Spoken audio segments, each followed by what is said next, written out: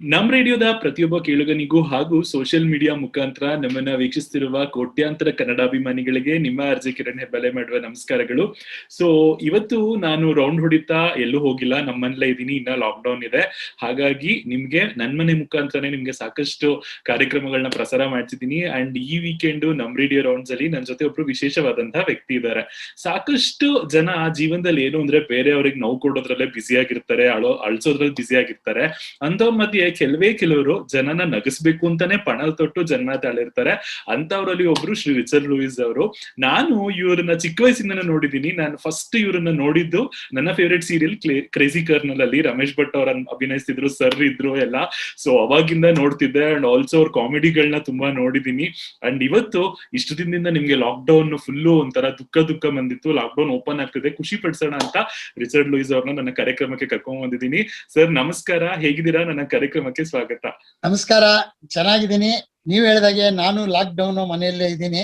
House arrest ಅಂತಾರಲ್ಲ ಹಾಗೆ ಮನೆಯಲ್ಲೇ ಇದ್ದೀನಿ. ಎಲ್ಲೂ ಹೋಗ್ತಾ ಇಲ್ಲ, ಹೋಗಕ್ಕೆ ಮನ್ಸಿದ್ರು ಬಿಡ್ತಾ ಇಲ್ಲ ಯಾರು.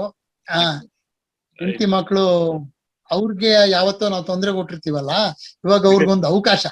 ಸೊ ಪ್ರೀತಿಯ ಹೆಸರಲ್ಲಿ ಎಲ್ಲೂ ಹೋಗ್ಬಾರ್ದು, ನಾವು ನಿಮ್ಮನ್ನ ತುಂಬಾ ಇಷ್ಟಪಡ್ತೀವಿ ಅಂತ. ಇದನ್ನೇ ಒಲವೋ ಚೆಲ್ಲವೋ ಗೊತ್ತಾಗ್ತಾ ಇಲ್ಲ ನಮ್ಗೆ. ಅದರಿಂದ ಎಲ್ಲೋ ಹೋಗ್ಬೇಡಿ ಅಂತಂದ್ರೆ ಮನೆಯಲ್ಲೇ ಇದೀವಿ. ಹಂಗೆ ಸರ್, 4,000ಕ್ಕೂ ಹೆಚ್ಚು ಪರ್ಫಾರ್ಮೆನ್ಸ್ ಗಳು ರಂಗಭೂಮಿ, ಚಲನಚಿತ್ರ, ಶಾರ್ಟ್ ಸ್ಕ್ರೀನ್, ಬಿಗ್ ಸ್ಕ್ರೀನ್ ಎಲ್ಲಾ ಕಡೆ ಬಂದು ಹೋಗಿದ್ದೀರಾ. ಅಂಡ್ ಈಗ್ಲೂ ಕೂಡ ಆಕ್ಟಿವ್ ಆಗಿ ಮಾಡ್ತಿದ್ದೀರಾ. ಸೊ ಒಂದ್ಸತಿ ನಿಮ್ಮನ್ನ ಹಿಂತಿರುಗಿ ನೋಡಿದ್ರೆ ಏನ್ ಅನ್ಸುತ್ತೆ ನಿಮ್ ಲೈಫ್ ಬಗ್ಗೆ? What inspire you to do a comedy sir? Actually ನಾನು ಬೇಸಿಕಲಿ ಸ್ವಲ್ಪ ತರ್ಲೆ ಅಂತ ಅಲ್ಲ, ಹಾಗೆ ನಾನು ಸ್ಕೂಲಲ್ಲಿ ಕಾಲೇಜಲ್ಲೆಲ್ಲ ತುಂಬಾ ನನ್ನ ಫ್ರೆಂಡ್ಸ್ನೆಲ್ಲ ಗೋಳಿಸ್ಕೊಂಡ್ಬಿಡ್ತಿದ್ದೆ. ಕಾಲು ಎಳ್ದು ಕೆಲವ್ರಂತೂ ನಾನು ನೋಡಿದ್ರೆ ಎದುರ್ಕೊಂಡು ಬಿಡೋರು. ಏನಾದ್ರು ಮಾಡಿ ಅವನ್ ಮೇಲೆ ಒಂದು ಕತೆ ಕಟ್ಟಿ ನಿಜ ಅನ್ನೋ ತರ ಹೇಳ್ಬಿಟ್ಟು ಅವ್ನ್ ಭಾರಿ ಫೇಮಸ್ ಆಗ್ಬಿಡೋನು ಆ ಕಥೆಯಿಂದ. ಪಾಪ ಅವ್ನ್ಗೇನ್ ಸಂಬಂಧ ಆಗ್ತಾರೆ. ಹಾಗಾಗಿ ಅದು ನನಗೆ ಒಂಥರ ಹುಟ್ಟಿನಿಂದ ಇತ್ತದು. ನಾಟಕಕ್ಕೆ ಸೇರ್ಕೊಂಡೆ. ಹವ್ಯಾಸಿ, ನಾನು ಏಜಿಸ್ ಹೌಸ್ ಅಲ್ಲಿ ಕೆಲಸ ಮಾಡ್ತಿದ್ದೆ. ಪಾರ್ಟ್ ಟೈಮು ಥಿಯೇಟರ್ ಮಾಡ್ತಾ ಇದ್ದೆ. ಥಿಯೇಟರ್ ಅಲ್ಲಿ ಬಹಳಷ್ಟು ಸೀರಿಯಸ್ ನಾಟಕಗಳು ಮಾಡ್ತಾ ಇದ್ದೆ. ನನಗೆ ಹಾಸ್ಯ ಮಾಡೋಕೆ ಮೇನ್ ರೀಸನ್ ಏನು ಅಂದ್ರೆ, ಪದ್ದಣ್ಣ ಮತ್ತು ನಾಣಿ ಅಂತ, ಭಾರ್ಗವಿ ನಾರಾಯಣ ಅವರ ಹಸ್ಬೆಂಡ್, ಅವರೊಂದ್ ದಿವಸ ನನ್ ಕರೆದು ಹೇಳಿದ್ರು, Richie, I think your strength is humour ಕಣ. ನೀನ್ ಬೇಸಿಕಲಿ ತುಂಬಾ ಹ್ಯೂಮರಸ್ ಅಲ್ಲ ನೀನು. ಈ ತರ ಯಾಕೆ ಸೀರಿಯಸ್ ನಾಟಕಗಳೆಲ್ಲ ಮಾಡ್ತೀಯಾ? ನಿಮ್ಗೆ ಗೊತ್ತಲ್ಲ, ಹವ್ಯಾಸಿ ರಂಗಭೂಮಿ ಅಂದ್ರೆ ಭಾರಿ ಸೀರಿಯಸ್ ಪ್ಲೇಗಳು ಮಾಡೋದು, ಬರೀ ಎಕ್ಸ್ಪ್ಲಾಯಿಟೇಷನ್ ಬಗ್ಗೆ, ದುಃಖದ ಬಗ್ಗೆ, ಅದ್ರ ಬಗ್ಗೆ ಮಾಡ್ತಾ ಇದ್ದಾರೆ. ಅವ್ರಿಬ್ರು ಹೇಳಿದಾಗ ನನ್ಗೆ ಅನ್ನಿಸ್ತು, ಹೌದಲ್ಲ, ಆದ್ರೆ ಹೇಗ್ ಮಾಡೋದು? ಕಾಮಿಡಿ ಪ್ಲೇಸು ಮಾಡ್ತಾ ಇದ್ವಿ. ಉದ್ಭವ, ಗುಳ್ಳೆನರಿ, ಇವೆಲ್ಲ ನಮ್ದೇ ನಾಟಕಗಳು, ಕಾಮಿಡಿ ಮಾಡ್ತಿದ್ವಿ. ನನ್ ಜೊತೆ ಸುಧೀಂದ್ರ ಅಂತ, ಹೀಸ್ ನಾಟ್ ದೇರ್ ನೌ. ಅವನು ಯಾವಾಗ್ಲೂ ನನ್ಗೆ ಹೇಳ್ತಾ ಇದ್ದ. ಸೊ ಅವಾಗ ಅನ್ನಿಸ್ತು ಕಾಮಿಡಿ ಮಾಡ್ಬೇಕು ಅಂತ. ಆದಷ್ಟು ಕಾಮಿಡಿ ಮಾಡೋಣ ಅಂತ ಟ್ರೈ ಮಾಡಿದ್ದೆ. ಕಾಮಿಡಿ ಪ್ಲೇಸ್ ಮಾಡ್ತಾ ಇದ್ವಿ. ಬಟ್ ಈ ನಗೆ ಹಬ್ಬ ಬಂದಿದ್ದು ಬೇರೆ. ಈ ನಗೆ ಹಬ್ಬ ಬಂದಿದ್ದಕ್ಕೆ ಕಾರಣ ಉದಯ ಟಿವಿಯ ಹರಟೆ, ನೀವೆಲ್ಲ ನೋಡಿದ್ದೀರಾ ಅಂತ ಕಾಣುತ್ತೆ. ಆ ಹರಟೆಗೆ ಒಬ್ರು ಒಂದು ದಿವಸ ಯಾರೋ ಬರ್ಬೇಕಾದವ್ರು ಬರ್ಲಿಲ್ಲ. ನನಗೆ ವಿಶ್ವನಾಥ್ ಅಂತ KMF ಇದ್ದಾರೆ, ಅವ್ರು ಆರ್ಗನೈಸ್ ಮಾಡ್ತಿದ್ರು, ಅದನ್ನ ಕೋಆರ್ಡಿನೇಟ್ ಮಾಡ್ತಿದ್ರು.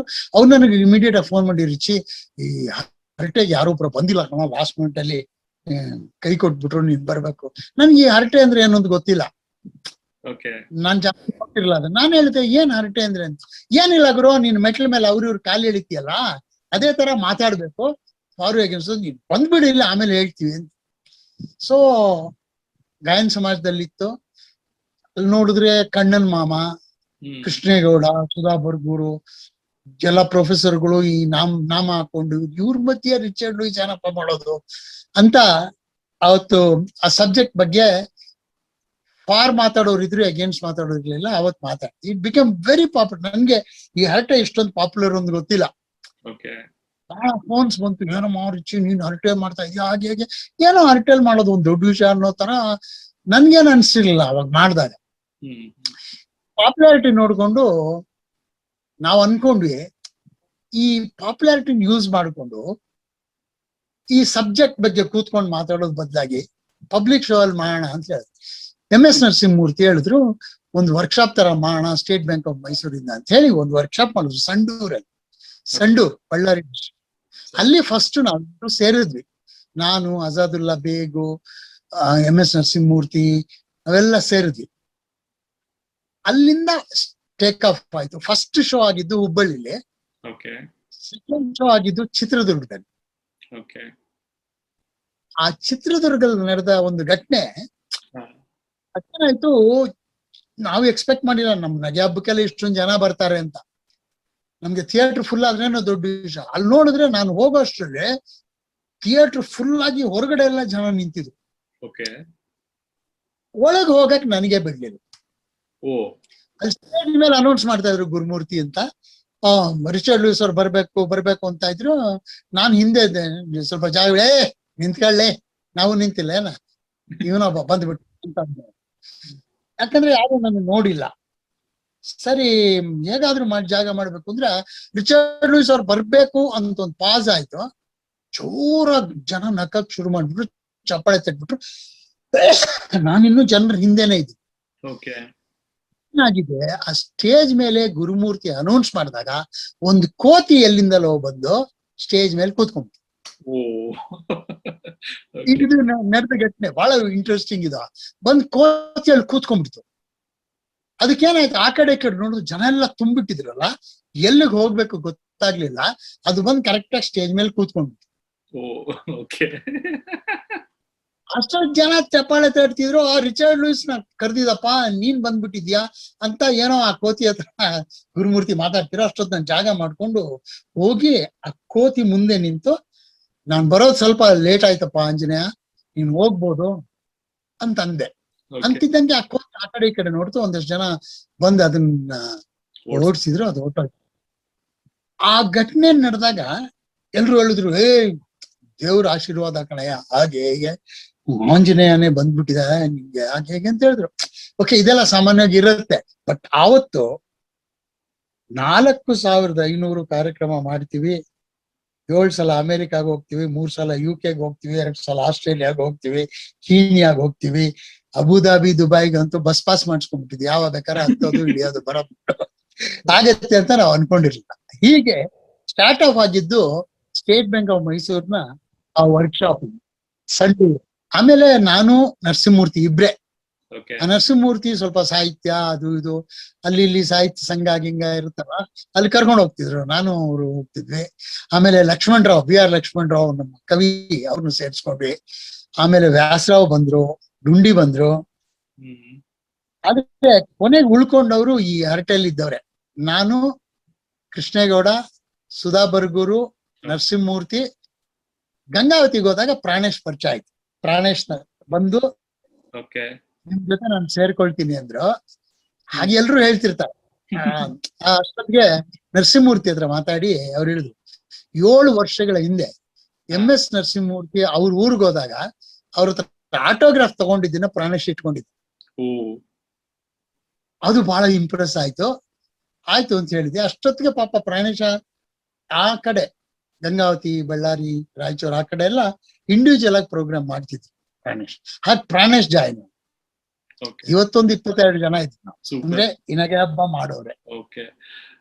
ಸರ್, ಇನ್ನೊಂದು ಪ್ರಶ್ನೆ ನಿಮ್ಮನ್ ಕೇಳ್ಬೇಕು ಅಂತ ಅನ್ಸೋದು, ಈಗ ನಾವ್ ಯಾರನ್ನೇ ಆಗ್ಲಿ ಕಾಮಿಡಿ ಮಾಡಿದ್ರೆ ಅಥವಾ ಅವ್ರೊಂಚೂರು ಹಾಸ್ಯಾಸ್ಪದವಾಗಿ ನೋಡಿದ್ರೆ ರೇಗ್ಸಿದ್ರೆ ತುಂಬಾ ಉರ್ಕೊಂಡ್ಬಿಡ್ತಾರೆ, ಮಾತಾಡೋದೇ ಬಿಟ್ಬಿಡ್ತಾರೆ, ಆ ಥರದ್ದೆಲ್ಲ ನಡೆಯುತ್ತೆ. ಸೊ ಇನ್ನ ನೀವು ಒಂಥರ ವಾಚಾಮಗೋಚರವಾಗಿ ಕಾಮಿಡಿ ಮಾಡ್ತಿದ್ರಿ ಜನಗಳ ಬಗ್ಗೆ, ಅಂದ್ರೆ ಅವ್ರನ್ನ ಒಂಥರ ನೀವು ಹಾಸ್ಯೋತ್ಪತ್ತಿ ಮಾಡ್ತಿದ್ರಿ ಅಂತ, ನಿಮ್ಮನ್ನ ಹಾಸ್ಯೋತ್ಪದಕ ಅಂತಾನೂ ಕರಿಬಹುದು. ಲೈಕ್ ಹೆಂಗೆ ಸರ್, ಅಂದ್ರೆ ಜನ ಹೆಂಗ್ ತಗೋತಿದ್ರು? ತುಂಬಾ ಲೈಟ್ ಆಗಿ ತಗೊಳ್ತಿದ್ರಾ, ಇಲ್ಲ ಅಂತಂದ್ರೆ ಹೆಂಗ್ ರಿಯಾಕ್ಟ್ ಮಾಡೋರು ನೀವು ಕಾಮಿಡಿ ಮಾಡಿದಾಗ? ನನ್ನ ಚೆನ್ನಾಗಿ ಅರ್ಥ ಮಾಡ್ಬೋದು. ನಾನು ಮೊದಲು ಎಲ್ಲರ ಬಗ್ಗೆನೂ ಮಾಡ್ತಿದ್ದೆ, ಆಮೇಲೆ ಸ್ನೇಹಿತರ ಬಗ್ಗೆನೇ ಮಾಡ್ತಿದ್ದೆ. ಸ್ನೇಹಿತರಂದ್ರೆ ದೋಸ್ ಹೂಮ್ ಐ ನೋ. ಅವರು ಹ್ಯೂಮರ್ ಆಗಿ ತಗೊಳ್ತಿದ್ರು. ಕೆಲವ್ರಿಗೆ ಬೇಜಾರಾಗೋದು, ಹೇಳೋರು ಸಪ್ರೇಟ್ ಆಗಿ, ನೋಡಮ್ಮ ನೀನು ನನ್ ಬಗ್ಗೆ ಮಾಡೋ, ಈ ತರ ಮಾಡ್ಬೇಡ ಅಂತೆಲ್ಲ ಹೇಳೋರು. ಆದ್ರೂ ಕೂಡ ನಾನು ಆ ಬುದ್ಧಿ ಬಿಡ್ತಿರ್ಲಿಲ್ಲ, ನಾನು ಮಾಡ್ತಾನೆ ಇದ್ದೆ. ಆದ್ರೆ ಎಲ್ಲೋ ಒಂದ್ ಕಡೆ ಓದ್ದೆ, a joke never gains an enemy but always loses a friend. ಅಂದ್ರೆ ನೀವು ನಿಮ್ ಸ್ನೇಹಿತರನ್ನೇ ಲೇವಡಿ ಮಾಡ್ಬೇಕು, ಹೌದಾ? ಹೌದು ಸರ್, ಅದು ಒಬ್ಬರನ್ನೇ ಮಾಡಕ್ ಸರಿ. ಅದರಿಂದ ಬೇರೆಯವ್ರ ಖುಷಿ ಆಗತ್ತೆ, ಆದ್ರೆ ಆ ಸ್ನೇಹಿತನ ನೋವಾಗತ್ತೆ. ಅದನ್ನೇ ಹೇಳಿದೆ. Never gains an enemy but always loses a friend ಅಂತ. ನಿಜ. ಬಟ್ ಈಗ ನಾನು ಏನಾದ್ರು ಆತರ ಕಾಲು ಎಳಿದೇ ಇದ್ರೆ ಏನಮ್ಮ ಏನು ಕಾಲು ಎಳಿತಾ ಇಲ್ಲ ಅಂತ ಕೇಳ್ತೀನಿ. ಅಂದ್ರೆ ಅದು ಸ್ವಲ್ಪ ಟೈಮ್ ಇರುತ್ತೆ. ಒನ್ಸ್ ದೇ ನೋ ನಮ್ಮ ಮನ್ಸು ಕ್ಲಿಯರ್ ಆಗಿದೆ, ನಾನೇನು ಇವಾಗ ನನ್ನ ಫ್ರೆಂಡ್ಸ್ ಯಾರು ಏನು ಅನ್ಕೊಳಲ್ಲ, ಹೊರಗಿನವರು ಅನ್ಕೊಳಲ್ಲ. ಬಟ್ ಕೆಲವ್ರು ಇದಾರೆ, ಅವ್ರು ಏನ್ ಮಾಡಿದ್ರು ತಪ್ಕೊಂಡ್ ಹಿಡಿಯೋರು ಅವರು. ಓಕೆ ಅವರು ಅವರು ಏನ್ ಮಾತಾಡಿದ್ರು ನೀವು ಅವ್ರ ಬಗ್ಗೆ ಜೋಕ್ ಮಾಡಬಾರ್ದು, ಇವ್ರ ಬಗ್ಗೆ ಜೋಕ್ ಮಾಡಬಾರ್ದು. ಅವ್ರಿಗೇನಂದ್ರೆ ಅವರು ಹಾಸ್ಯ ವಿರೋಧಿಗಳು ಅಂತವ್ರು ಇದ್ದೇ ಇರ್ತಾರೆ. ಅವೆಲ್ಲ ಮೈನಾರಿಟಿ, ಅದನ್ ಪರವಾಗಿಲ್ಲ. ಇನ್ನ ಕೆಲವೊಂದು ಕಾಮನ್ ಟರ್ಮಿನಾಲಜೀಸ್ ಹೇಳೋದೇನು ಅಂದ್ರೆ people cannot laugh for a same joke ಅಂತ ಹೇಳ್ತಾರೆ. ಅಂದ್ರಲ್ಲಿ ನೀವು ನಗ್ಸೋರು ಸರ್ ಹೆಂಗ್ ಪ್ರಿಪೇರ್ ಮಾಡ್ತಿದ್ರಿ ಜೋಕ್ಸ್ ನ? ಅಂದ್ರೆ ಲೈಕ್ ಎವ್ರಿ ಟೈಮ್ ಏನ್ ಅಂದ್ರೆ ಹೆಂಗ್ ಚೇಂಜ್ ಮಾಡ್ತಿದ್ರಿ ಸರ್? ಅಂದ್ರೆ ಯಾವ ತರ ಸಿಚುಯೇಷನ್ಸ್ ನ ಗಮನದಲ್ಲಿ ಇಟ್ಕೋತಿದ್ರಿ ಅಥವಾ ಹೆಂಗ್ ಪ್ರಿಪೇರ್ ಆಗ್ತಿದ್ರಿ ಸರ್ ಕಾಮಿಡಿ ಶೋಸ್ಗೆ ಎಲ್ಲ? ನೋಡಿ, ನಾವು ಮೊದ್ಲು ಮಾಡಿದಾಗ ಕೈಲಾಸಮ್ಮು, ಬೀಚಿ ಇಂಥವ್ರದೇ ಮಾಡ್ತಿದ್ರು ನರಸಿಂಹಮೂರ್ತಿ. ಅದನ್ನೇ ಮಾಡ್ಬೇಕು, ನೀವು ಬೇರೆ ಮಾಡಬಾರ್ದು ಅಂತ ನನ್ಗೂ ಅವ್ರಿಗೆ ಯಾವಾಗ್ಲೂ ಗೊಂದಲ ಸೃಷ್ಟಿ ಆಗೋದು. ಬಟ್ ನಾನ್ ಹೇಳ್ತಾ ಇದ್ದೆ ಹಾಗೇನಿಲ್ಲ, ಅದನ್ನೂ ಮಾಡೋಣ, ಬಟ್ ನಮ್ಮ ಜೋಕನ್ನು ಮಾಡೋಣ, ಇಲ್ಲ ಮಾಡಕೂಡ್ದು ಅಂತ ಅವ್ರ ಒಂಥರ ಸ್ವಲ್ಪ ಇದು. ಮೊದಲನೇ ಸಲ ನಾನು ನನ್ನದೇ ಜೋಕು ಅಂತ ಮಾಡಿದ್ದು ಚಿವಿಂಗಮ್ ಅಂತ. ಈ ಮದ್ವೆ ಅಂದ್ರೆ ಹೇಗಿರುತ್ತೆ ಅಂತಂದ್ರೆ ಚಿವಿಂಗಮ್ ತರ. ಮೊದ್ಲು ಬಾಯಿಗೆ ಹಾಕೊಂಡಾಗ ರುಚಿಯಾಗಿರುತ್ತೆ.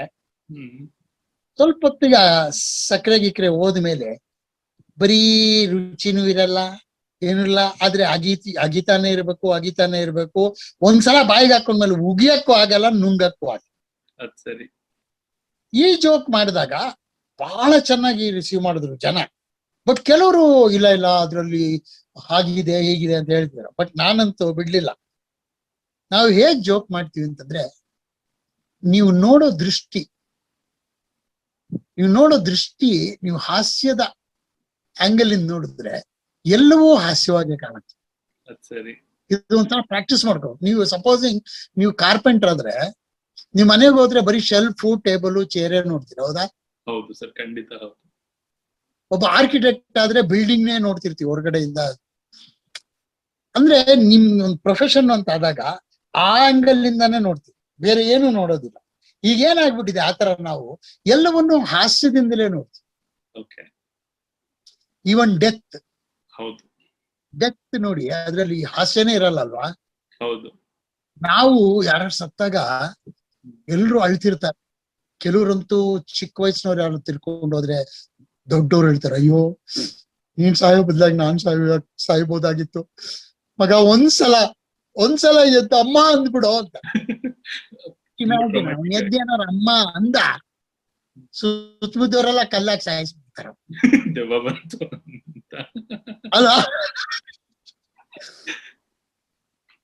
ಸೊ ಈ ಮ್ಯಾಟ್ರು ನಮ್ಗೆ ಅನ್ಸತ್ತಲ್ಲಿ, ಹೌದಲ್ಲ? ಅಕಸ್ಮಾತ್ ಅಮ್ಮ ಅಂದ್ಬಿಟ್ಟ, ಎದ್ಬಿಟ್ಟು ಅಮ್ಮ ಅಂದ್ಬಿಟ್ಟ ಅಂತ ಇಟ್ಕೊಳ್ಳಿ, ಇದ್ ಬಿದ್ದವ್ರೆಲ್ಲ ಓಡೋಗ್ಬಿಡ್ತಾರೆ.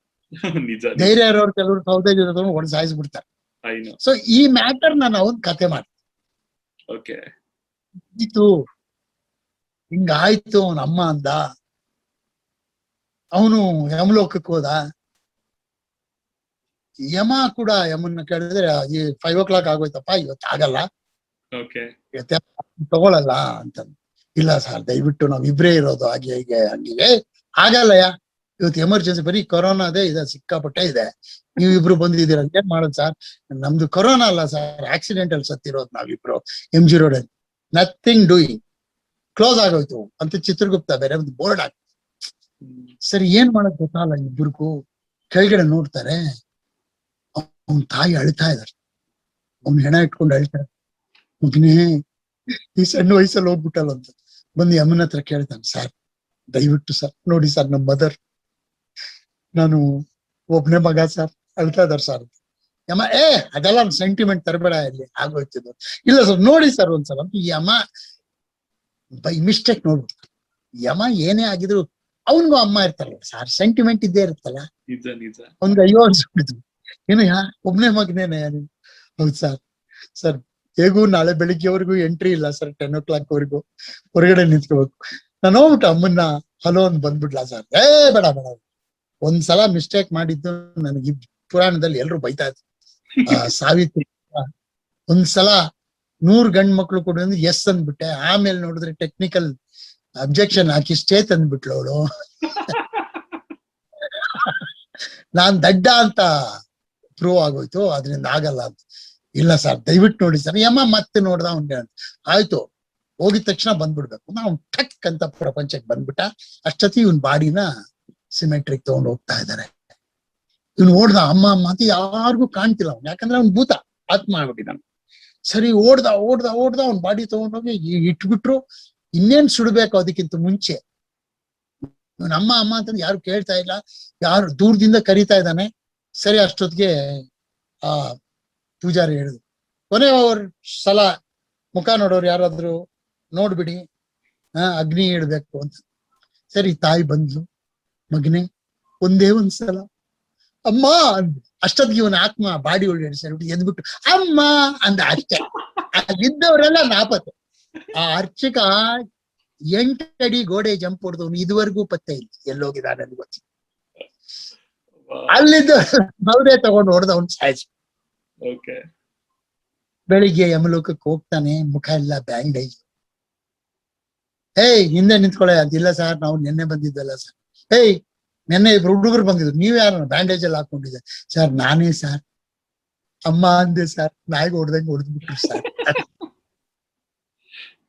ಅದಕ್ಕೆ ಅಮ್ಮ ಅಂದ ನೋಡ, ಎಲ್ಲಾ ಸೆಂಟಿಮೆಂಟ್ ಪ್ರಪಂಚದಲ್ಲೇ ಬಿಟ್ಟು ಬನ್ನಿ, ಇಲ್ಲೇನು ಸೆಂಟಿಮೆಂಟ್ ಇಲ್ಲ. ಸೊ ಯಾವ್ದೋ ಒಂದು ವಿಷಯ ನೋಡಿರ್ತೀವಲ್ಲ, ಆಮೇಲೆ ಅದನ್ನ ಕೂತ್ಕೊಂಡು ಹಾಗೆ ಅದನ್ನ ಇಂಪ್ರೂವ್ ಮಾಡ್ತಾವ. ಹಾಗೆ ಎಲ್ಲದ್ರಲ್ಲೂ ನಗು ಇರುತ್ತೆ. ಈಗ ನಾನು ಕೊರೋನಾ ನಾನು ಅಡ್ಮಿಟ್ ಆಗಿದ್ದೆ. ಅಲ್ಲಿ ನನ್ನ ಜೊತೆಗಿದ್ದವರು ಗಣೇಶನ್ ಅಂತ ತಮಿಳ್ನವರು. ಸೊ ನಾನು ಅವ್ರು ಯಾವಾಗ್ಲೂ ತಮಿಳ್ ಹಾಡುಗಳೆಲ್ಲ ಹೇಳ್ಕೊಂಡು 8 ದಿವಸ ಬಹಳ ಚೆನ್ನಾಗಿತ್ತು. ನನ್ಗೆ 10th ಡೇ ಡಿಸ್ಚಾರ್ಜ್, ಅವ್ರಿಗೆ 8th ಡೇ ಡಿಸ್ಚಾರ್ಜ್. ಅವ್ರು ಬಹಳ ದುಃಖ ಪಟ್ಕೊಂಡು ವೀರಪ್ಪನ್ ರಾಜ್ಕುಮಾರ್ ಬಿಟ್ಟೋದಂಗೆ ಬಿಟ್ಟೋದ್ರು. ಆ 8 ದಿವಸ ಹೇಗ್ ಕಾಲ ಕಳೀತು ಗೊತ್ತಾಗ್ಲೇ ಇಲ್ಲ. ಆದ್ರೆ 9ನೇ ದಿವಸ ಒಬ್ಬ ಹುಡುಗ ಬಂದ. ಅವ್ನ 5 ನಿಮಿಷಕ್ಕೆ ನಮ್ಗೆ ಎಪ್ಸಿ, ಸರ್ ಕಿಟಕಿಲ್ ನೋಡಿ ಸರ್, ಒಂದ್ ಬಾಡಿ ಹೋಗ್ತಾ ಇದೆ ಅಂತ.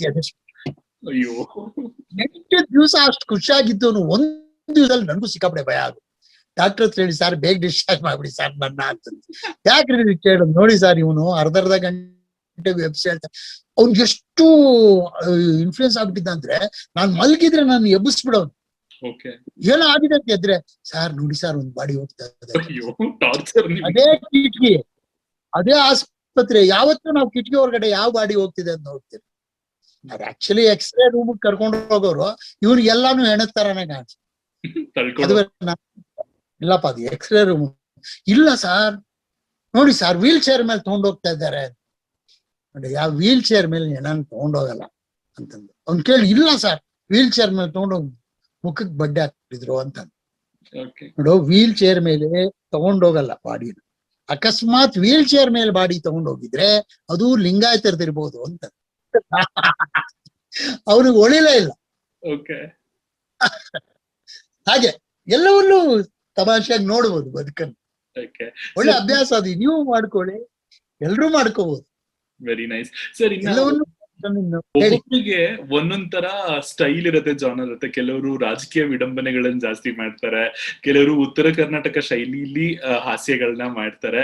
When it comes to Richard Lewis, ನಿಮ್ದು ಯಾವ ಸ್ಟೈಲ್ ಆಫ್ ಕಾಮಿಡಿ ಅಥವಾ ಹ್ಯೂಮರ್ ನಿಮ್ದು ಸರ್?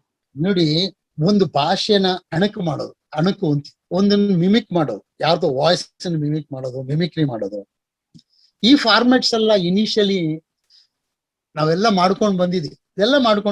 ಈ ಚಿಕ್ಕ ಮಕ್ಳು ಅಪ್ಪ ಹೆಂಗ್ ಮಾತಾಡ್ತಾನೆ ಹೇಳು ಅಂದ್ರೆ ಅವನ ಅಪ್ಪನ ತರ ಮಾತಾಡ್ತಾನೆ, ಹೌದಾ? ಇದೆಲ್ಲ ಇಮಿಟೇಟಿವ್ ಥಿಂಗ್ಸ್. ಬರ್ತಾ ಬರ್ತಾ ಅದ್ರಲ್ಲಿ ಫಾರ್ಮೆಟ್ ಒಬ್ಬೊಬ್ರು ಒಂದೊಂದ್ ತರ ಫಾರ್ಮೆಟ್ ನ ಬೆಳೆಸ್ಕೊಡ್ತೀವಿ.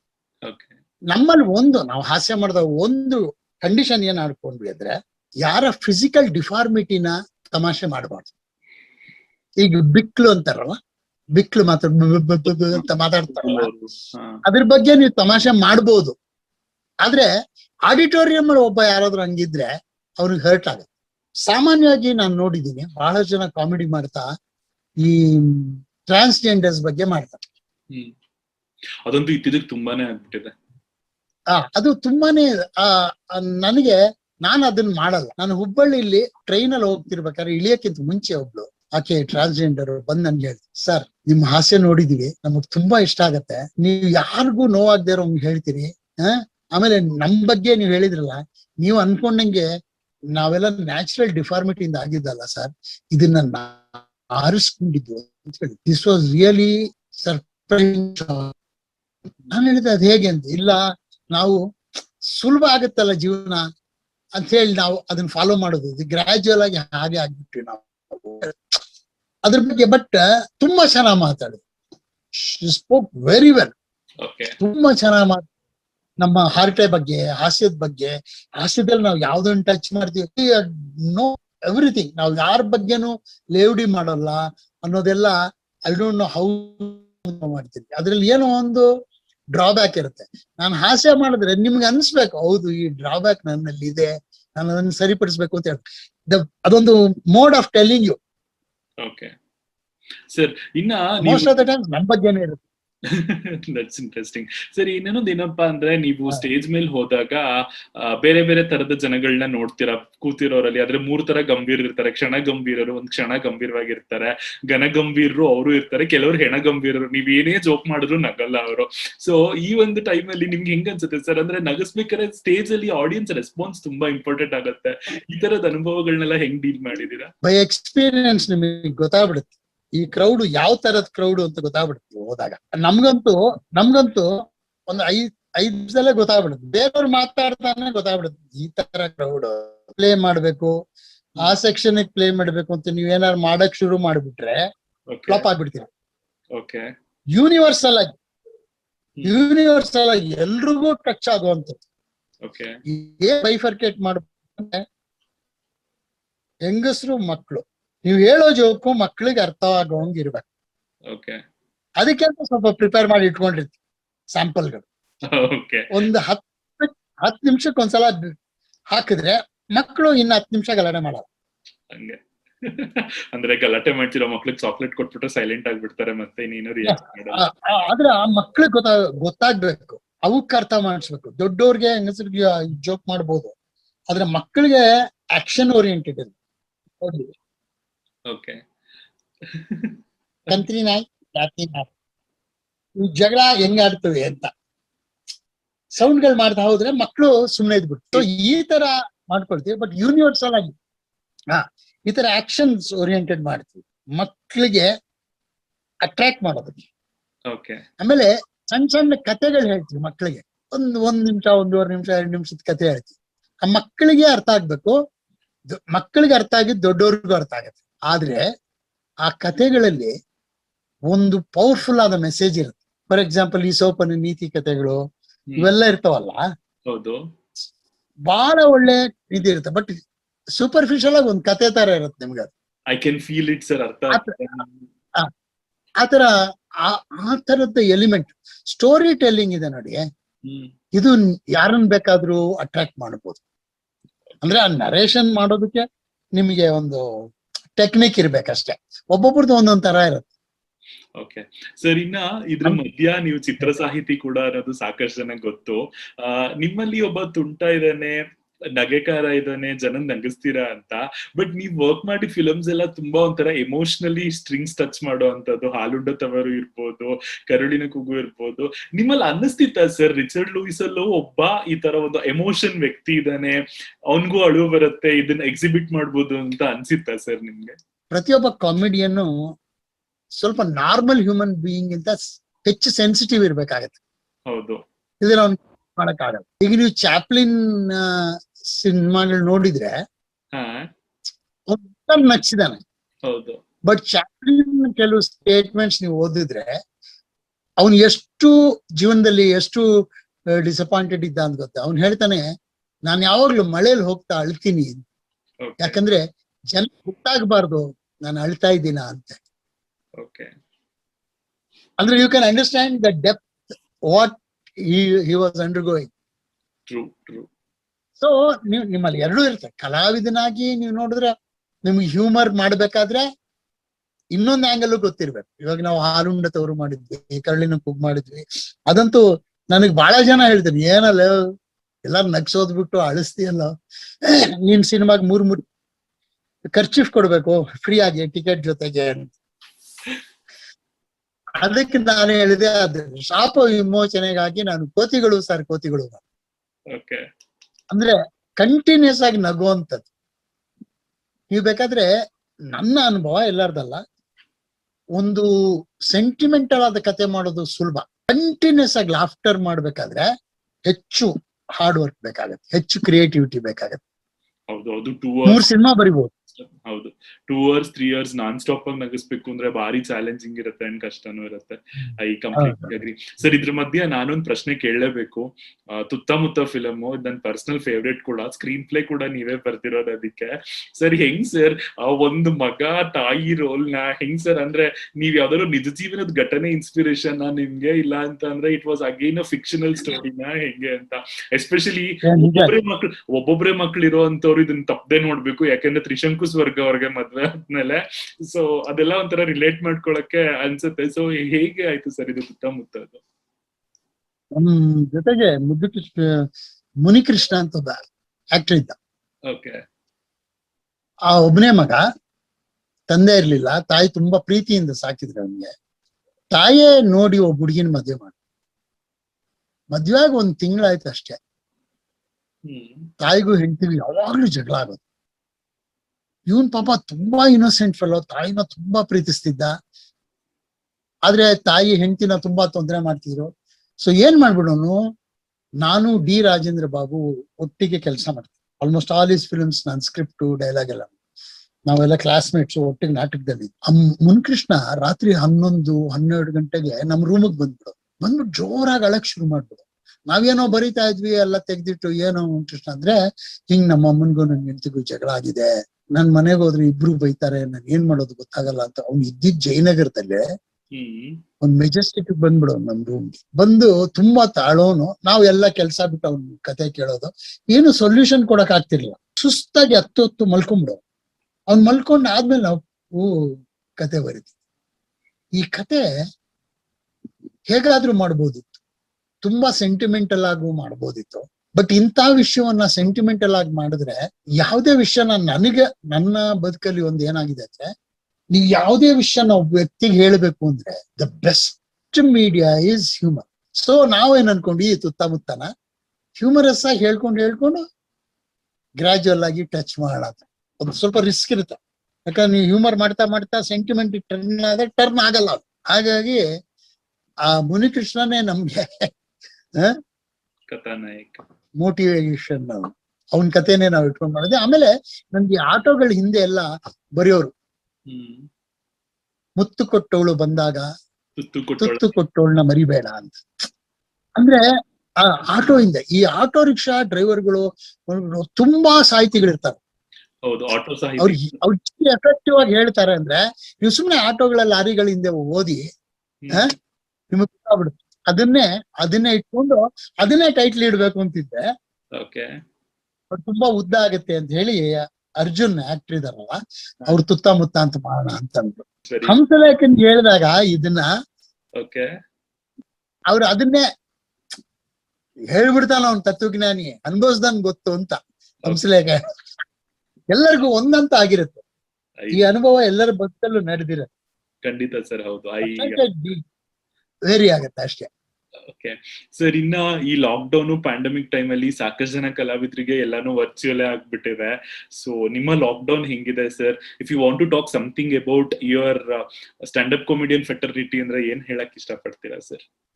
ನಗೆ ಹಬ್ಬದ ಫ್ರೆಟರ್ನಿಟಿಯಲ್ಲಿ ಇರೋರ್ಗೆಲ್ಲ ಏನು ನಾವು ಮಾತಾಡ್ತಿರ್ತೀವಿ.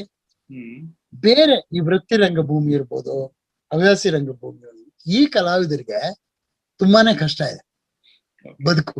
ನಾರ್ಮಲ್ ಸರ್ಕಮ್ಸ್ಟಾನ್ಸಸ್ ಅಲ್ಲೇ ವೃತ್ತಿ ರಂಗಭೂಮಿಯವ್ರಿಗೆಲ್ಲ ಸಾಕಷ್ಟು ದುಡ್ಡಿರಲ್ಲ, ಅಂತವ್ರಿಗೆ ತುಂಬಾನೇ ಕಷ್ಟ ಆಗತ್ತೆ. ಅದಕ್ಕೆ ನಾವು ಒಂದು ಗ್ರೂಪ್ ಮಾಡ್ಕೊಂಡಿದೀವಿ. ನಮ್ ಕೈಯಲ್ಲಿ ಏನಾಗುತ್ತೋ ಹೆಲ್ಪ್ ಮಾಡ್ತೀವಿ. ನನ್ನ ಫ್ರೆಂಡ್ ಹರಿಕೃಷ್ಣ ಅಂತ ಗೊತ್ತಿರೋದು, ಒಳ್ಳೆ ಆಕ್ಟ್ರು, ಅವರು ಪ್ರೇಮ್ಸಿ ಫೌಂಡೇಶನ್ ಹತ್ರ ಮಾತಾಡಿದ್ರು. ಅವ್ರು ಇವಾಗ ಕರ್ನಾಟಕದ ಎಲ್ಲ ಜಿಲ್ಲೆಗಳಲ್ಲೂ ಕಲಾವಿದರಿಗೆ ರೇಷನ್ ಕೊಡೋದು, ಡೋರ್ ಡೆಲಿವರಿ ಮಾಡೋ ಒಂದು ಸ್ಕೀಮ್ ಮಾಡಿದ್ದಾರೆ. ಸರಿ, ನಾವೇನಂದ್ರೆ ಇದು ಕೂಡ, ಈ ಕೊರೋನಾ ಕೂಡ ಈ ಕೊರೋನಾ ಟೈಮಲ್ಲಿ ಒಂದಂತೂ ಗೊತ್ತಾಯ್ತು ನಿಮಗೆ, ಎಲ್ಲರ ಬಣ್ಣವನ್ನ ಬಯಲು ಮಾಡಿಬಿಡ್ತಿದ್ವಿ, ಬೆತ್ತಲೆ ಮಾಡ್ಬಿಡ್ತು ಸರ್ ಬಯಲು ಮಾಡೋದಕ್ಕೆ ಅನ್ನೋದಕ್ಕೆ. ಬೆತ್ತಲೆ ಮಾಡಿಬಿಡ್ತೀವಿ. ಹೌದು. ಏನೇನ್ ಮಾತಾಡ್ತಿದ್ರು, ಏನೇನ್ ಮಾಡ್ತಿದ್ರು, ಎಷ್ಟು ಕ್ರೂರಿಗಳಾಗಿರ್ಬೋದು ಜನ ಅನ್ನೋದು ಒಂದ್ ಕಡೆ. ಅದೇ ಸಾಮಾನ್ಯ ಜನ, ಬಡವರು, ನಾನು ಅಡ್ಮಿಟ್ ಆದಾಗ ಆ ನರ್ಸಸ್ನು ಅವ್ರು ಎಷ್ಟು, ಒಂದು ಇನ್ಸ್ಟೆನ್ಸ್ ಹೇಳ್ತೀನಿ ನೋಡಿ, ನಮ್ಮ ರೂಮಲ್ಲಿ ಆ ಗಣೇಶನ್ ಅಂತಿದ್ರಲ್ಲ, ಅವರ ನರ್ಸಸ್ಗೆ, ವಾರ್ಡ್ ಬಾಯ್ಸ್ಗೆಲ್ಲ ದುಡ್ಡು ಕೊಡ್ತಿದ್ರು, ಯಾರು ತಗೋತಿರ್ಲಿಲ್ಲ. MS ರಾಮಯ್ಯ ಹಾಸ್ಪಿಟಲ್ ಅಡ್ಮಿಟ್ ಆಗಿದ್ದಾರೆ. ಅವ್ರಿಗೆ ಬಹಳ ಬೇಜಾರಾಗೋಯ್ತು. ಶ್ರೀಮಂತರಿಗೆ ಏನ್ ಹೇಳಿ, ನಾನು ಏನಾದ್ರು ಟಿಪ್ಸ್ ಕೊಟ್ಟಾಗ ಆ ವೇಟರ್ ವಾಪಸ್ ಕೊಟ್ಬಿಟ್ರೆ ಹೆಂಗಾಗತ್ತೆ, ಇಲ್ಲ ಸರ್ ಇಟ್ಕೊಳ್ಳಿ ಅಂದ್ಬಿಟ್ರೆ. ಸೊ ಅವ್ರಿಗೆ ಒಂದ್ ಕಡೆ ಅವ್ರ ಶ್ರೀಮಂತಿಕೆ ಈಗೋನು ಹರ್ಟ್ ಆಯ್ತು, ಇನ್ನೊಂದು ಇವ್ರು ಯಾಕೆ ತಗೊಳಲ್ಲ ಅನ್ನೋದು ಕ್ಯೂರಿಯಾಸಿಟಿ. ಅವ್ರು ಕೇಳಿದ್ರು, ನನ್ನ ಹತ್ರ ತಮಿಳಲ್ಲಿ ಹೇಳಿದ್ರು, ಸರ್ ಇನ್ನ ಸರ್ ಹಿಂಗ ದುಡ್ಡ ವಾಂಗ್ ಮಾಟ ಅನ್ಕೊಂಡೆ, ಸ್ಟ್ರಿಕ್ಟ್ ಅಂತ. ನಾನು ಸಿಸ್ಟರ್ನ ಜ್ಯೋತಿ ಅನ್ನೋರು ಕೇಳಿದೆ, ಯಾಕೆ ಮೇಡಮ್ ತಗೊಳ್ತಾ ಇಲ್ಲ ನೀವು ದುಡ್ಡು ಕೊಟ್ರು? ಅವ್ರು ಪ್ರೀತಿಯಿಂದ ಕೊಡ್ತಾ ಇದ್ದಾರೆ. ಅದಕ್ಕೆ ಹೇಳಿದ್ರು, ಅಲ್ಲ ಸರ್ ನಿಮಗ್ ಗೊತ್ತಿದೆಯಾ, ಈ PPT ಡ್ರೆಸ್ ಹಾಕೊಂಡಿರ್ತೀವಿ, ಈ ಡ್ರೆಸ್ ಒಂದ್ಸಲ ಹಾಕೊಂಡ್ಬಿಟ್ರೆ ಯೂರಿನ್ ಕೂಡ ಇದರಲ್ಲೇ ಪಾಸ್ ಮಾಡಬೇಕು, ತೆಗಿಯೋಂಗೆ ಅಲ್ಲ, ತೆಗಿಯೋವರೆಗೂ ಏನು ಇಲ್ಲ ಕೈ. ಇವ್ರು ಕೊಡೋ ದುಡ್ಡನ್ನ ಎಲ್ಲಿ ಇಟ್ಕೊಳ್ಳೋಣ ಸರ್ ನಾವು? ಈ PPTಗೆ ಜೇಬ್ಗಳಿಲ್ಲ, ಹೌದು, ಅದಕ್ಕೆ ಯಾರು ತಗೊಳ್ತಿಲ್ಲ. ಆಗ ನನ್ಗೆ ಅನಿಸ್ತು, ಎಲ್ಲೋ ಒಂದ್ ಕಡೆ ಓದಿದ್ದೆ, ಹೆಣಕ್ಕೆ ಹಾಕುವ ಬಟ್ಟೆಗೆ ಜೇಬಿರುವುದಿಲ್ಲ, ಹೆಣಕ್ಕೆ ಹಾಕುವ ಬಟ್ಟೆಗೆ ಜೇಬಿರುವುದಿಲ್ಲ, ಅದ್ರಿಂದ ಏನನ್ನೂ ಉಳಿಸಬೇಡ, ಏನನ್ನೂ ನೀನ್ ತಗೊಂಡ್ಕೊಂಡು ಹೋಗೋದಿಲ್ಲ. Very interesting. ಹೌದು ಸರ್, ಖಂಡಿತ. PPTಗೆ ಜೇಬಿರೋದಿಲ್ಲ, ಹೌದು, ಈ PPTಗೆ ಜೇಬಿರೋದಿಲ್ಲ. ಯಾರು ಎಷ್ಟೇ ದುಡ್ಡು ಕೊಟ್ರು ಅದನ್ನ ಇಟ್ಕೊಳಕ್ ಆಗೋದಿಲ್ಲ. ನಾನು ಆಗು ಹೇಳಿದ, ಈ ದುಡ್ಡನ್ನ ತಗೊಂಡು ನೀವು ನಿಮ್ಮ ರೂಮ್ ಇರುತ್ತಲ್ಲ ಅಲ್ಲಿ ಇಡ್ಬೋದ? ಇಲ್ಲ ಸರ್, ಈಗ ನಾವೆಲ್ಲ ಒಂದ್ ಫ್ಯಾಮಿಲಿ ತರ ಇದ್ವಿ, ನಾನು ಅಲ್ಲಿ ದುಡ್ಡು ಇಟ್ಟೆ, ಯಾರೋ ತೆಗೆದ್ರು, ನಮ್ಮಲ್ಲೇ ಜಗಳ ಆಯ್ತೆ. ಈ ದುಡ್ಡೇ ಇದೆಯಲ್ಲ ಸರ್, ಇದು ಒಂಥರ ನಮ್ಮ ಸ್ನೇಹನ ಹಾಳು ಮಾಡುತ್ತೆ, ನಮ್ ಟೀಮ್ ವರ್ಕ್ ಅನ್ನ ಹಾಳು, ಅದಕ್ಕೆ ನಾವ್ ಯಾರು ತಗೊಳ್ಳಲ್ಲ ಸರ್. ಸೊ ಬಡವರು, ದುಡ್ಡಿನ ಅವಶ್ಯಕತೆ ಇದ್ದವರು, ಅವರಲ್ಲಿದ್ದ ಹೃದಯವಂತಿಕೆ ದೊಡ್ಡ ದೊಡ್ಡ ಶ್ರೀಮಂತರಿಗೆ, ರಾಜಕಾರಣಿಗಳು ಇಲ್ಲ ಅನ್ನೋದು ಪ್ರೂವ್ ಆಗೋಯ್ತು. Absolutely sir, I agree what you say. ನಿಜ ಸರ್. ಇನ್ನ ಒಬ್ಬ ಕಾಮಿಡಿಯನ್ನಿಗೆ ಅಥವಾ ಜನರನ್ನ ನಗಿಸ್ಬೇಕು ಅಂತ ಅಂದ್ರೆ ಏನ್ ಗುಣಗಳಿರ್ಬೇಕು ಅಂತ ಅನ್ಸುತ್ತೆ ಸರ್ ನಿಮ್ಗೆ? ಬೇಸಿಕಲಿ ನಮ್ಮ ಸುತ್ತಮುತ್ತಲು ನಡೆಯೋ ಸಮಾಜವನ್ನ ನೋಡಿ ಅದನ್ನ ತಮಾಷೆಯಾಗಿ ತಗೊಳ್ಳೋ ಒಂದು ಮನೋಭಾವನೆ, ಹವ್ಯಾಸ ಬೆಳೆಸ್ಕೋಬೇಕು. ಮನೋಭಾವನೆ. You should be sensitive about what is happening around. ತುಂಬಾ ಸುಲಭವಾಗಿ ಹೇಳಿದ್ರೆ, you should not see, you should observe. You should not hear, you should listen. ಏನು ಸುತ್ತಮುತ್ತ ಜನ ಏನ್ ಮಾತಾಡ್ಕೊಳ್ತಾರೆ, ಶಬ್ದ ಅಲ್ಲ ಅದು, ಆ ಮಾತುಗಳೇನು, ಅವ್ರು ಏನನ್ನ ಒಬ್ರಿಗೊಬ್ರ ಜೊತೆ ಮಾತಾಡ್ತಿದ್ದಾರೆ ಆಲಿಸುವುದಿದೆಯಲ್ಲ, ಹೌದು, ಆಗ ನಿಮಗ್ ಮ್ಯಾಟ್ರ್ ಸಿಗತ್ತೆ.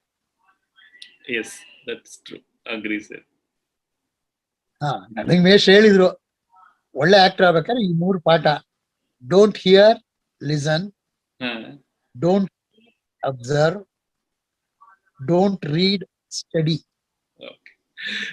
ಇದನ್ನ ಅಭ್ಯಾಸ ಮಾಡ್ಕೊಂಡ್ ಬಿಟ್ರೆ ಬರೀ ಹ್ಯೂಮರಸ್ಟ್ ಅಲ್ಲ, you will be a good human being, will be a very good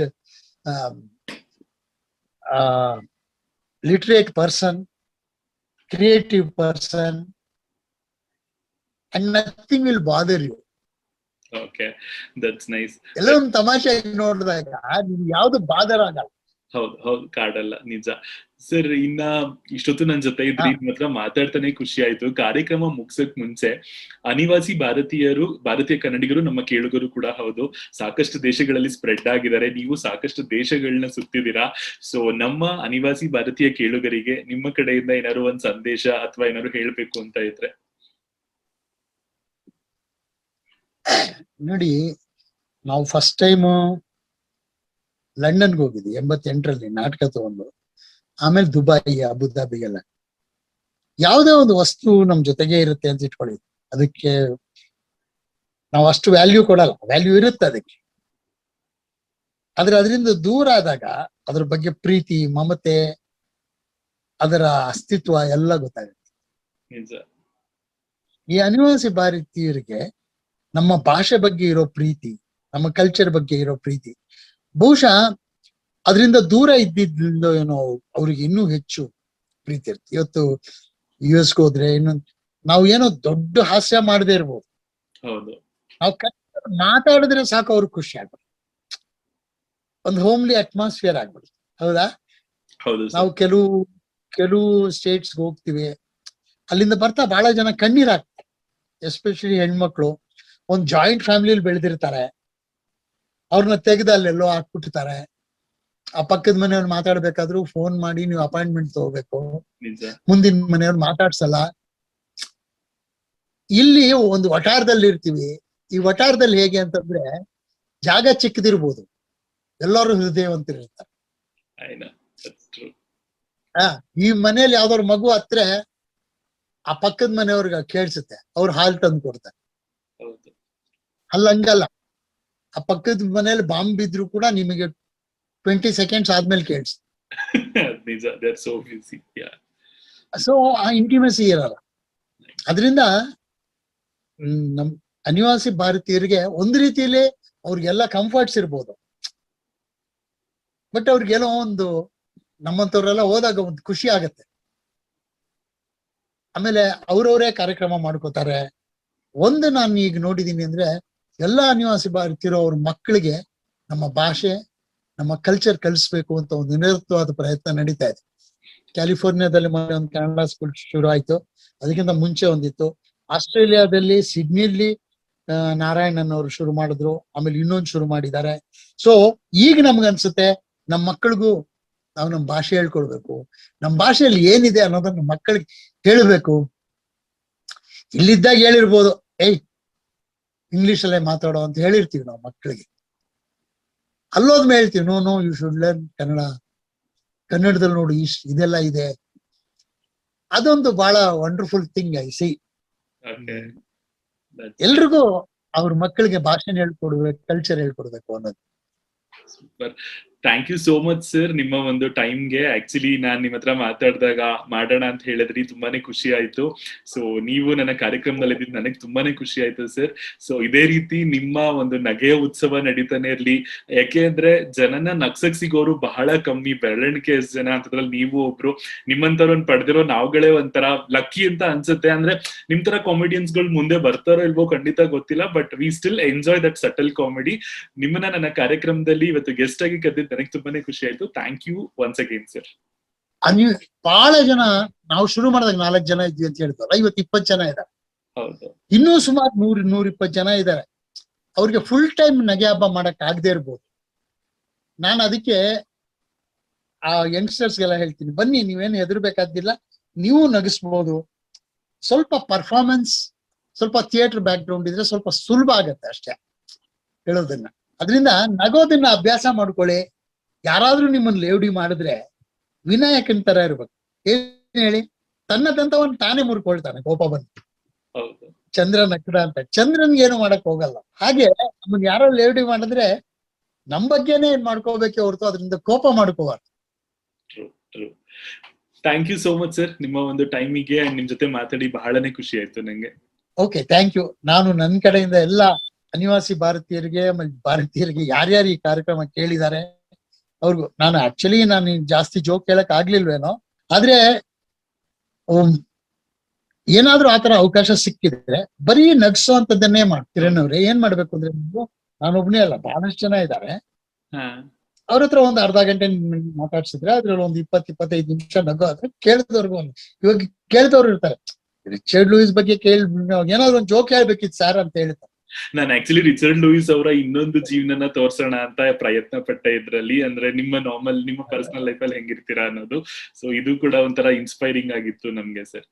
Kiran ಅವ್ರೆ, ಒಂದ್ ನಿಮಿಷ ಟೈಮ್ ಇದ್ರೆ ನಾನು ಹೇಳ್ಬಿಡ್ತೀನಿ. ಖಂಡಿತ. ಕೊರೋನಾ ಬರಕ್ಕಿಂತ ಮುಂಚೆ ಬಹಳ ಜನ ಏನನ್ಕೊಂಡು, ಕೊರೋನಾ ಬರಕ್ಕಿಂತ ಮುಂಚೆ ಜನ ಎಲ್ಲ ಬಹಳ ದುಡ್ಡಿದೆ, ಕಾಸಿದೆ, ಇನ್ಫ್ಲೂಯೆನ್ಸ್ ಇದೆ, ಏನ್ ನಮ್ಗ್ ಡಾಕ್ಟರ್ ಗೊತ್ತು ಅಂತೆಲ್ಲ ಮೆರಿತಾ ಇರ್ತಾರೆ. ಹೌದಾ? ಯಾವ ಹೌದು. ಕಾಯಿಲೆ ಬಂದು ದೇ ಡೋಂಟ್ ಕೇರ್. ಹೌದು. ಅವಾಗ ಒಂದು ಹಾಡಿರುತ್ತಂತೆ, ಯಾರು ಏನು ಮಾಡುವರು ನನಗೇನು ಕೇಡು ಮಾಡುವರು ಅನ್ಕೊಂಡಿರ್ತಾನೆ. ಪಾಸಿಟಿವ್ ಅಂದಿದ ತಕ್ಷಣ ಫುಲ್ ನೆಗೆಟಿವ್ ಆಗಿಬಿಡ್ತಾನೆ. ಏನ್ ಸರ್ ಪಾಸಿಟಿವ್ ಅಂದ್ರೆ, ನೋಡಪ್ಪ ನಿನಗೆ ಕರೋನಾ ಆಗಿದೆ. ಅಲ್ಲ ಸರ್ ಇಂಜೆಕ್ಷನ್ ಇದೆಯಾ? ಇಲ್ಲಪ್ಪ. ಔಷಧಿ ಇದೆಯಾ? ಇಲ್ಲಪ್ಪ. ಮತ್ತೇನ್ ಸರ್? ಗೊತ್ತಿಲ್ಲಪ್ಪ. ನೀನ್ ಇರ್ತೀಯೋ ಇಲ್ವೋ? ಅದು ಗೊತ್ತಿಲ್ಲ. ಏನ್ ಮಾಡ್ಬೇಕು ಸರ್? ಅಡ್ಮಿಟ್ ಆಗ್ಬಿಡು. ಅಡ್ಮಿಟ್ ಆದಾಗ ಅಲ್ಲಿ ಸುತ್ತಮುತ್ತ ಇದ್ದಾಗ ನೋಡಿದ್ರೆ ಕೆಲವ್ರಿಗೆ ICU ಇರ್ತಾರೆ, ಆಕ್ಸಿಜನ್ ಇರುತ್ತೆ. ಇವನ್ಗೆ ಅನ್ಸ್ಬಿಡುತ್ತೆ ನಾನು ವಾಪಸ್ ಹೋಗಲ್ಲ. ಯಾಕಂದ್ರೆ 10 ಜನದಲ್ಲಿ ಇಬ್ರು ಹೋಗ್ತಾನೆ ಇರ್ತಾರೆ. ಅವಾಗ ಅವ್ನು first he will face death. ನಾವೆಲ್ಲ ಏನ್ ಗೊತ್ತಾ, ನಾವು ಸಾವೇ ಬರಲ್ಲ ಅನ್ನೋ ತರ ಮೆರಿತಾ ಇರ್ತೀವಿ. ಹೌದು. ಆವಾಗ ಅವನ್ಗೆ ಅನ್ಸ್ತದೆ, ಇದು ಯಾರು ಬರೆದ ಕಥೆಯೋ, ನನಗಾಗಿ ಬಂದ ವ್ಯತೆಯೋ ಅಂತ ಅಳಕ್ ಶುರು ಮಾಡ್ತಾನಂತೆ. ಆಮೇಲೆ ಅನ್ಸ್ತದೆ, ಓ ದೇವ್ರೆ, ಒಂದೇ ಒಂದ್ಸಲ ನನ್ಗೆ ವಾಪಸ್ ಹೋಗೋಂಗೆ ಅವಕಾಶ ಮಾಡಿಕೊಟ್ಬಿಡು.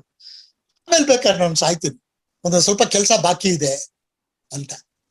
ಆವಾಗ ಅನ್ಸಂತೆ, ಒಳಿತು ಮಾಡು ಮನುಜ, ನೀನಿರೋದು 3 ದಿವಸ, ಶುಕ್ರವಾರ, ಶನಿವಾರ, ಭಾನುವಾರ ಅಷ್ಟೇ. ಆವಾಗ ಅನ್ಸುತ್ತಂತೆ ಏನಾದ್ರು ಒಳ್ಳೇದ್ ಮಾಡ್ಬೇಕು ವಾಪಸ್ ಹೋದ್ಮೇಲೆ ಅಂತ.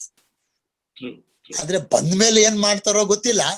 ಬಟ್ ಒಂದಂತೂ ಆಗುತ್ತೆ, ಅವನ್ಗೆ ಅವನ್ ಡೆತ್ ನ ಫೇಸ್ ಮಾಡಿರ್ತಾನಲ್ಲ, ಅವನ ಅಪ್ರೋಚ್ ಟು ಲೈಫ್ ಬೇರೆ ಆಗುತ್ತೆ. ಒಂದ್ಸತಿ ಯಮಂಗ್ ಹೋಗಿ ಹಾಯ್ ಹಲೋ ಅಂತ ಬಂದ್ಮೇಲೆ ಸೊ ಲೈಫ್ ಚೇಂಜ್. 3 ಹಾಡ್ ಇರ್ಬೋದು, ಆ 3 ಲೈನ್ ಸಾಕು ಮನುಷ್ಯನ ತಿದ್ದುಕೊಳಕ್. ಟ್ರೂ ಸರ್, ನೀವು ಹೇಳಿದ್ ತುಂಬಾನೇ ನಿಜ ಸರ್. ಖುಷಿ ಆಯ್ತು ನಿಮ್ಮೊಟ್ಟಿಗೆ ಮಾತಾಡಿ. And thank you so much for your time once again. Yes, ಇದಾಗಿತ್ತು